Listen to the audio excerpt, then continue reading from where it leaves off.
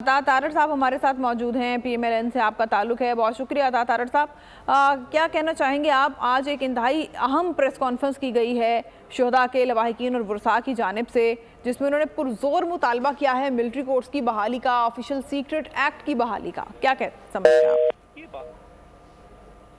आप? ने पाकिस्तान की खातिर कुर्बानी दी, अपने जानों का नजराना पेश किया। जब उनको जिन्होंने शहीद किया उन ग्रुपों को, शरपसंद अनासिर को रिलीफ मिलना शुरू होगा और वो इस सुप्रीम कोर्ट की जजमेंट का फायदा उठाएंगे और बाकायदा इसकी आड़ में वो कहेंगे कि हमें सजाएं कम दी जाएं, हमें आम कोर्ट्स में ट्राई किया जाए ताकि हमारी बेल हो सके, ताकि हमें रिलीफ मिल सके। देखिए, जो मिलिट्री एक्ट है, आर्मी एक्ट है, जिसके तहत ये फौजी अदालतें कायम होती हैं, वो भी पार्लियामेंट ने पास किया है।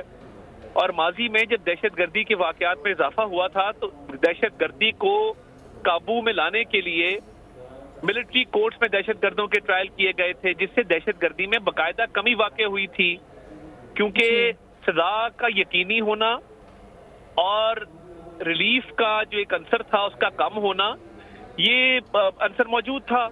तो मैं ये समझता हूँ कि ये बड़ी बर वक्त इन्होंने प्रेस कॉन्फ्रेंस की है और बड़ा एक अच्छा और बर्निंग इशू उठाया है, जो सुप्रीम कोर्ट के ऑर्डर के बाद बहुत सारे हलकों में ये बात हो रही थी कि ये अब रिलीफ मिल जाएगा। जो फॉरेन एजेंट्स हैं, गैर मुल्की जासूस हैं, उनको भी जी, जो दहशतगर्द हैं या शरपसंद अनासिर है उनको भी। तो शुहदा की जो कुर्बानियां हैं उनके तो फैल ये मुल्क कायम है। अगर शुहदा को शहीद करने वाले जो दहशतगर्द हैं वो भी अब इस सुप्रीम कोर्ट की जजमेंट की आड़ लेंगे तो फिर इस मुल्क के अंदर कोई भी किसी की भी जान महफूज नहीं होगी। सही सही।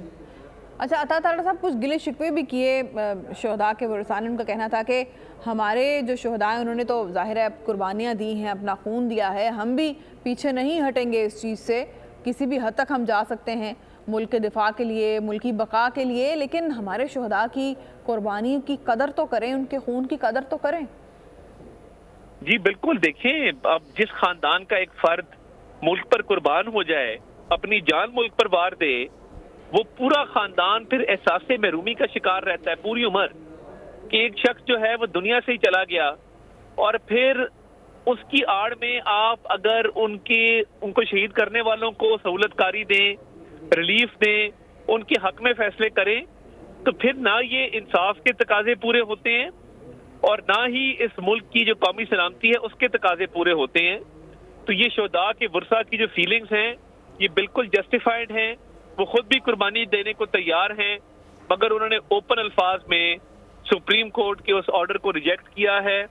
और उस सुप्रीम कोर्ट के ऑर्डर के तहत जो अब रिलीफ लोग लेने जा रहे हैं, या शरपसंद अनासिर को और दहशतगर्दों को एक उम्मीद पैदा हो गई है रिलीफ की। आज उन्होंने उस हवाले से भी बात की है। तो इन शुहदा की फैमिलीज को, इन शुहदा को हम सलाम पेश करते हैं और हम समझते हैं कि सुप्रीम कोर्ट को ये फैसला कलअदम करार देना होगा, वरना फिर इस मुल्क की कौमी सलामती पर आंच आएगी और ये मुल्क जो है ये सेफ नहीं रहेगा। अच्छा, ये भी कहा गया है शुहदा के वुरसा की जानिब से अता तारड़ साहब कि वो बाकायदा तौर पर पीर वाले दिन इस पे पिटीशन दायर करेंगे। सब्सक्राइब करें और बेल दबाएं ताकि कोई खबर रह न जाए।